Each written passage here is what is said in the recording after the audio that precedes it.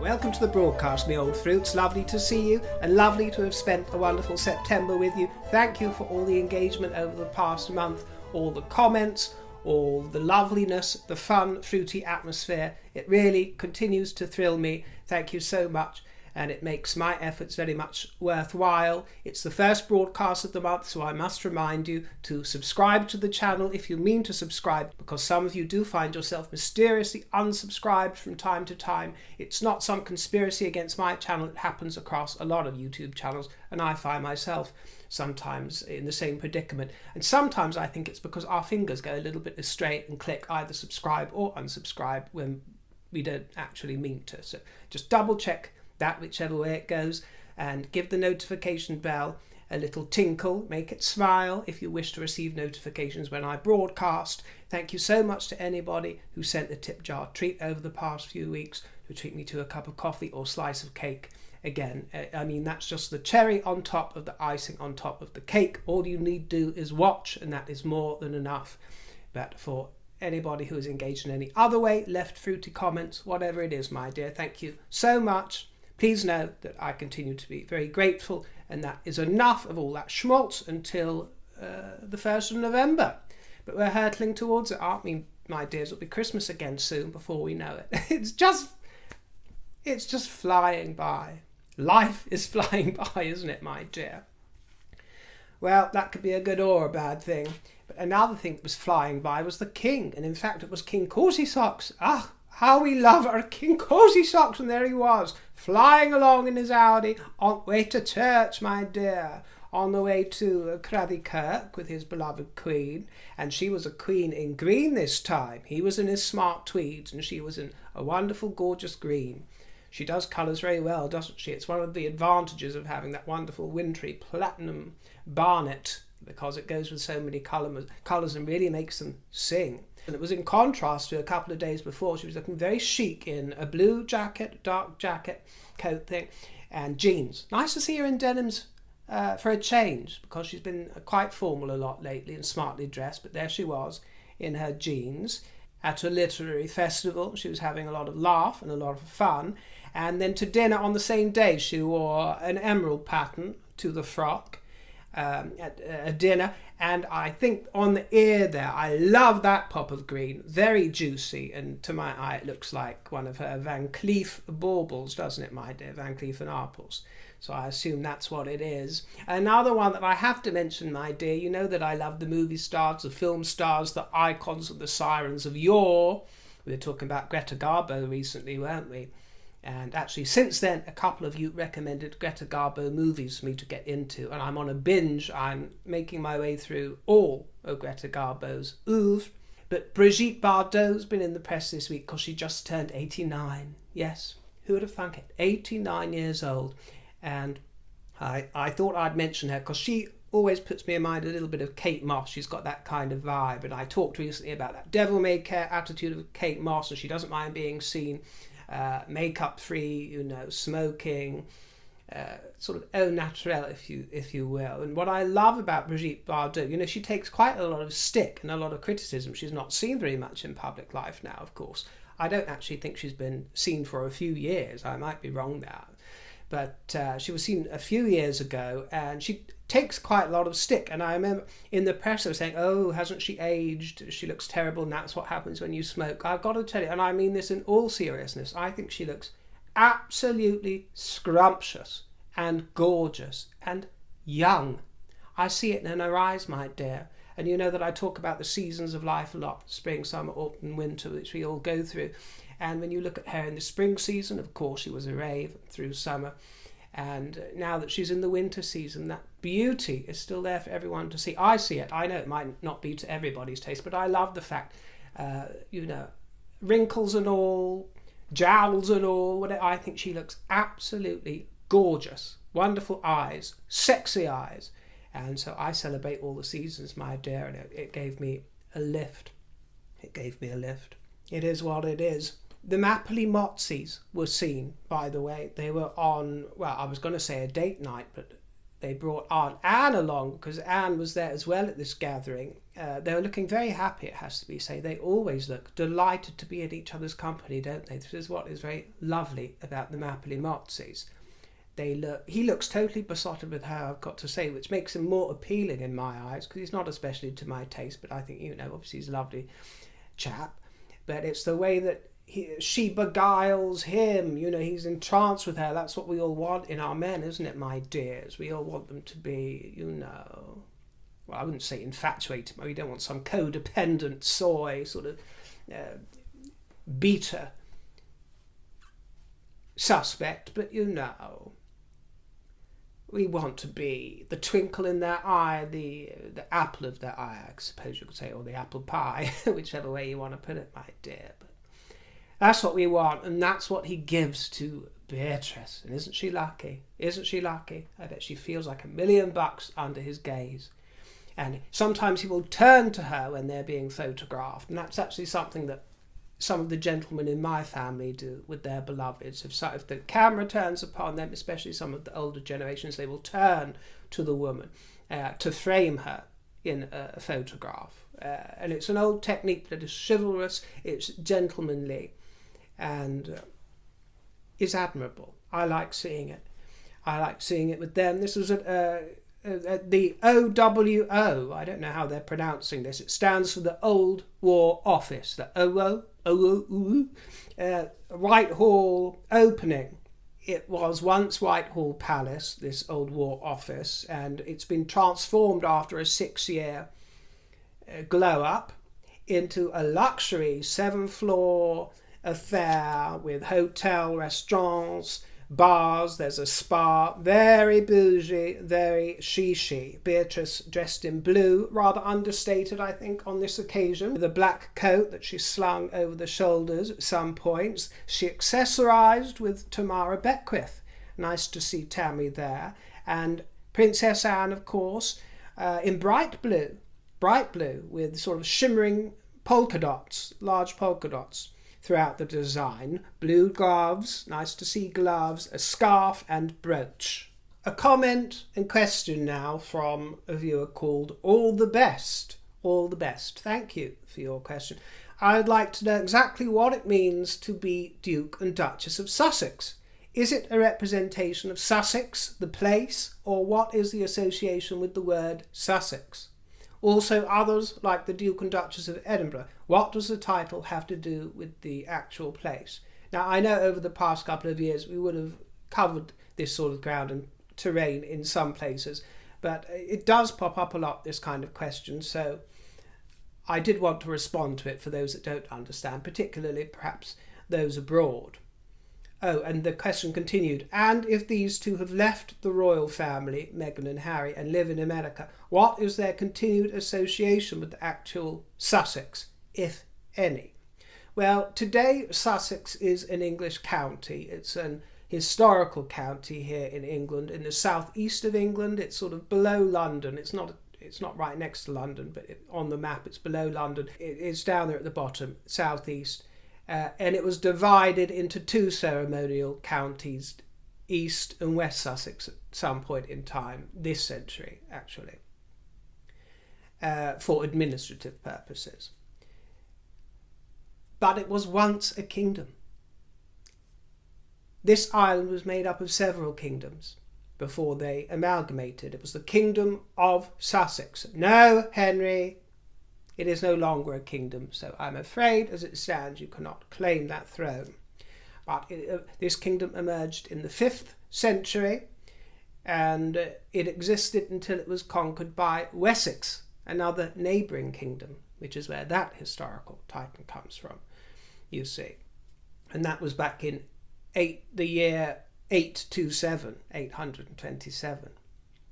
And it was about 100 years later, in 927, that Wessex, by that time, the kingdom of Wessex had conquered several other kingdoms, and that is when the Kingdom of England was formed. This was during a period of time known as the Heptarchy. Yeah, another archy word.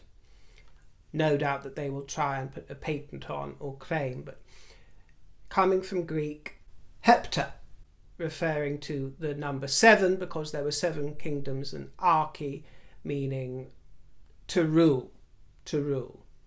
This was the period of that establishment of Anglo-Saxon kingdoms and their destruction of most of them in the late 9th century by the Danes.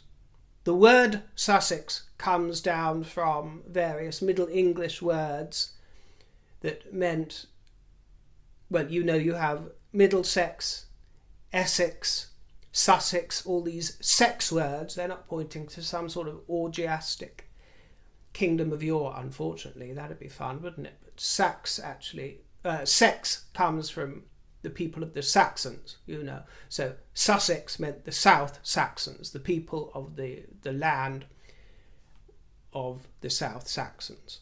The South Saxons were Essex, Middlesex and Wessex, and they were a Germanic tribe that settled in that region during the 5th and 6th centuries. The monarchs of Sussex were sometimes referred to as aldermen or dukes, or a Latin version of dukes, D-U-C-E-S, duces, dukes, but that word is sometimes translated as dukes, meaning leader. And like most counties here in the kingdom, Sussex has its beautiful parts and its rather mundane and mediocre parts. But if you look on YouTube, if you do a little search, you will find I've seen some fabulous drone photography if you just type in Sussex aerial view. There is a wonderful one that I've seen. Wonderful, gorgeous footage showing Brighton Pier, for example, the view of Arundel Castle from the sky, pastoral scenes and some urban scenes. Really well done. Dreadful music though. But you can go and find that, my dear. Rye, there are walking tours through all the counties. You can find places like Rye, which are very picturesque, But the dukedom was conferred to Prince Harry as a wedding gift, along, as we know, with the Earl of Dumbarton and Baron Kilkeel. Dumbarton for Scotland, when he's in Scotland, if he ever goes to Scotland again, and Kilkeel for Northern Ireland. Now, the late Queen and her advisors, I suppose, would have considered the historical context of the title, the dukedom, and the previous holders, and what their reputation was, what their story was, to a degree, rather than the location. So this is a bit of a misunderstanding, because he has no existing association with the county of Sussex or the geographical location, or its history really, although there are a few parallels with the first Duke of Sussex. But every dukedom and every royal dukedom has a unique heritage and story, and not all of the dukedoms are ancient. For example, the Duke of Windsor, who was King Edward VIII and abdicated. A year later he was created Duke of Windsor. That was created as a title in 1937. And to complicate things, you might sometimes hear about Viscount Windsor or Baron Windsor, but they are different strands. They are subsidiary titles of the Earl of Plymouth, actually, which was created in the 1600s. So that has a different history, and it's not related to the Dukedom of Windsor. And to be clear, I can only touch very gently on this subject, my dear, because you would need to read through several libraries to get to grips with the entire history of dukedoms. It's so long, it's like the roots of a tree, intricate, interwoven, and a bit of a tangle, to be quite honest with you, my dear, but rather beautiful as well. So I don't have either the time or the knowledge to be able to explain the interrelationships between all of them, my dear. But as I say, the only other Duke of Sussex in history, there was only one. That was Prince Augustus Frederick. He was the 9th child of King George III, and the title became vacant upon his death in 1843. He had 2 children, because he'd been over in Rome and fallen in love with an Augusta. He was Augustus, he married an Augusta. although it caused a little bit of a scandal, their marriage was not approved of by the king. Lady Augusta was Catholic, which contravened the provisions of the Royal Marriages Act, and so the marriage was declared void by the king the following year. So after this enforced separation, the two children that they shared were illegitimate, therefore they were unable to inherit any title of Sussex. So there never was a Duchess of Sussex. Lady Augusta never went on to become Duchess. So Meghan is the first Duchess of Sussex in history, and possibly the last. But Prince Augustus was actually famed for his very liberal leanings and his unwelcome forays into the politics of the time. He had very liberal stances which estranged him from his father and the court of the time. So he liked a little bit of rebellion. He was actually rather progressive and perhaps a little ahead of his time. He was absolutely opposed to the slave trade, for example, and the removals of restrictions on Jews and Catholics and dissenters. He was not Earl of Dumbarton, though, or Baron Kilkeel. He was Earl of Inverness. Earl of Inverness and Baron Arklow. For those of you who don't know, and excuse me if you do, but I have to curate my broadcasts to embrace those tens of thousands who don't know this information, as well as trying to make it interesting and bring new stuff for those of you who already do. There's a bit of a balance here, but for those of you who don't know, there are royal dukedoms and then there are non-royal dukedoms. There are 24 non-royal dukedoms. The most senior of them being the Dukedom of Norfolk, who oversees the coronations, state funerals, jubilees, all this kind of thing. But there are 24 non-royal dukedoms, and I'm going to list them alphabetically for you. There is the Duke of Abercorn, Argyll, Athol, Beaufort, Bedford, Buccleuch, Devonshire, Fife, Grafton, Hamilton, Leinster, Manchester, Marlborough, Montrose, Norfolk, Northumberland, Richmond, Roxburgh, Rutland, Somerset, St Albans, Sutherland, Wellington and Westminster. They are the non-royal dukedoms.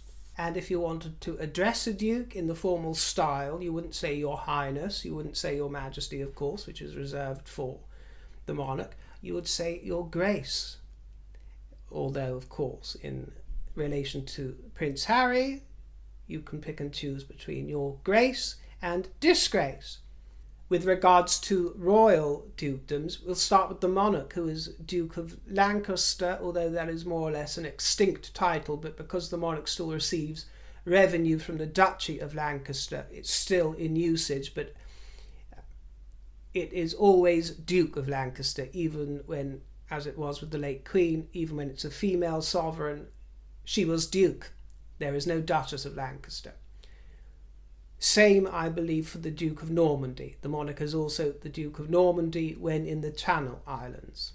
Then there's the Dukedom of Cornwall and of Rothesay for Scotland, and those titles can only be held by the heir to the throne. I should say the eldest son of the sovereign, of course, Prince William. Prince Andrew is the Duke of York, which is a dukedom that was created in the 14th century. Sometimes it's been created 8 times in its existence anew. But 3 of those times it was combined with Albany. It had an association with the Duke of Albany, so there were Dukes of York and Albany for a while. This was after it was after 1707, the Act of Unification between Scotland and England, because Albany was a Scottish title, but he has got no male heirs. He only has Princesses Beatrice and Eugenie, so that title is going to revert to the crown when he dies. In the Middle Ages, York was the main city in the north of England, and the word York, the name York, comes from a Viking word. It was called Jorvik or Jorvik, and over time Jorvik became York. And the dukedom was first created for Edmund of Langley, who was a son of King Edward III. Now, you asked about Edinburgh in the comment. Well, the Dukedom of Edinburgh is obviously named after the city of Edinburgh in Scotland. It's been created 4 times since 1726, and by the way, there are no territorial land holdings associated with it, and it doesn't provide any revenue. It's the same with Sussex and most of these you see. So Harry has no territory in Sussex or any money coming in from it. Only Cornwall and Lancaster produce revenue. They are the ones that belong to the monarch of the time. Another royal duke is Prince Richard, who is the Duke of Gloucester. This was first created in the 1300s, and it's going to devolve from a royal dukedom into an ordinary one, because after the existing duke dies, his son Alexander Windsor will inherit the dukedom, but then after he dies, his son Zan Windsor, Lord Culloden, well, he's the great-great-grandson of King George V, and that means that he's down the line far enough that he will not be entitled to a royal style when he inherits that dukedom. So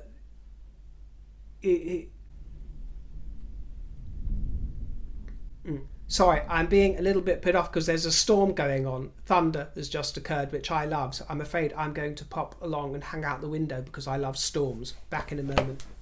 I've thrown open some windows, so you might be able to hear some distant rumbling, or it's raining quite torrentially, but I don't think the microphone will pick up on it, but it's gorgeous, heavenly. This is just what I need for October, my dear. September was too warm for my liking. Very nice, what a tonic. So, when Zan Windsor inherits the Dukedom of Gloucester, he will not be referred to as His Royal Highness, as Prince Richard is at this moment in time. He will merely be His Grace, the Duke of Gloucester. There is also Prince Edward, the other Prince Edward, known as the Duke of Kent. And Kent was another one of the 7 kingdoms before they amalgamated in England. And actually, originally there were Earls of Kent, there were Marquesses of Kent. Then there was Henry Grey, who was a non-royal duke, but they were non-royal until 1799, and King George III's 4th son, Edward Augustus. That Augustus name pops up again and again in history, doesn't it? And now it's getting a nod with little Augie Porgy. So what is the Sussex's continued association with the actual place of Sussex? Well, it's an abstract association, it's a historic association, but it's in name only. It was provided as a wedding gift by the late Queen, so in that sense they have the same attachment with it that you married ladies might have if you took on your husband's name when you married him. It's the same as toting that along with you. You know, it's, you have it. It was sort of bestowed upon you upon marriage, but you have no history with it. You have no association with it in that respect.